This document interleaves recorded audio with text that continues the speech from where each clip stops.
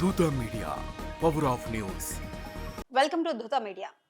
ఆగ్నేయాసియాలో Thailand, Cambodia అనే రెండు దేశాల మధ్య యుద్ధం జరుగుతోంది. అయితే ఈ యుద్ధం ఒక పురాతన హిందూ ఆలయం కోసమని మీకు తెలుసా? అవును, మీరు విన్నది నిజమే.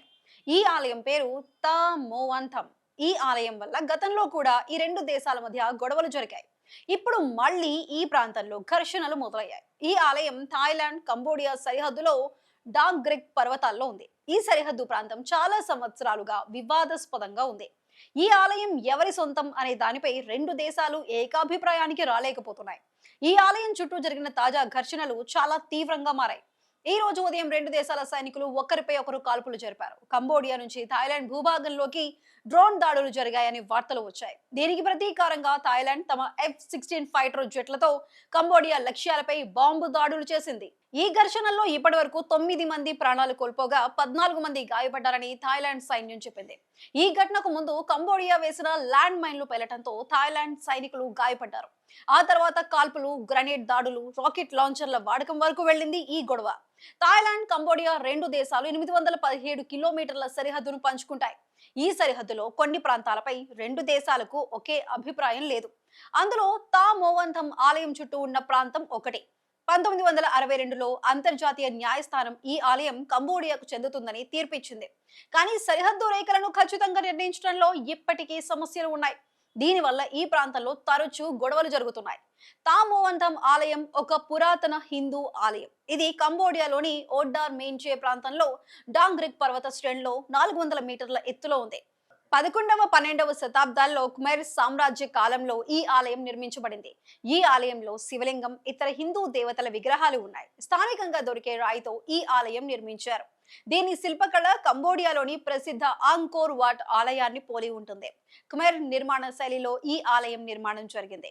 ఆ కాలంలో ఈ ఆలయం ఆధ్యాత్మిక కేంద్రంగా, రాజకీయ, సైనిక వ్యూహాత్మక కేంద్రంగా కూడా పనిచేసింది. ఈ ఆలయం చుట్టూ ఉన్న ప్రాంతం సైనిక దృష్ట్యా చాలా ముఖ్యమైనది. ఇక్కడ రెండు దేశాల సైనిక స్థావరాలు ఉన్నాయి. అయితే ఈ ఘర్షణల వల్ల ఈ ప్రాంతంలో పర్యాటకులు రావడం చాలా తగ్గిపోయింది. దట్టమైన అడవులు, పర్వతాల మధ్య ఉన్న ఈ ఆలయం సహజ సౌందర్యంతో పర్యాటకులను ఆకర్షిస్తుంది. కానీ సైనిక ఉద్రిక్తతల వల్ల ఇక్కడికి రావటం పర్యాటకులకు కష్టమవుతోంది. ప్రపంచంలో ఇతర ప్రాంతాల్లో కూడా ఇలాంటి యుద్ధాలు, ఘర్షణలు కొనసాగుతున్నాయి. ఉదాహరణకు యూరప్ లో ఉక్రెయిన్, రష్యా మధ్య 2022 నుంచి యుద్ధం జరుగుతోంది. మధ్యప్రాచ్యంలో పాలస్తీనా, ఇజ్రాయెల్ మధ్య గత ఏడాదిన్నరగా యుద్ధం కొనసాగుతుంది. ఈ యుద్ధం లెబనాన్, ఇరాన్, యెమెన్, సిరియా వంటి దేశాలకు కూడా విస్తరించింది. దక్షిణాసియాలో భారత్, పాకిస్తాన్ మధ్య కొద్ది నెలల క్రితం ఒక స్వల్పకాలిక ఘర్షణ జరిగింది. ఇప్పుడు ఆగ్నేయాసియాలో థాయిలాండ్, కంబోడియా మధ్య ఈ ఆలయం కారణంగా గొడవలు మొదలయ్యాయి. ఈ ఆలయం చుట్టూ ఉన్న వివాదం చాలా సంవత్సరాల నుంచి నడుస్తోంది.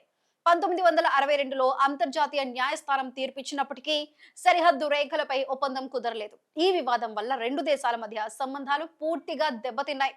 ఈ ఆలయం హిందూ సాంప్రదాయానికి చెందిందైనా థాయిలాండ్, కంబోడియాలో ఎక్కువ మంది బౌద్ధ మతాన్ని అనుసరిస్తున్నారు.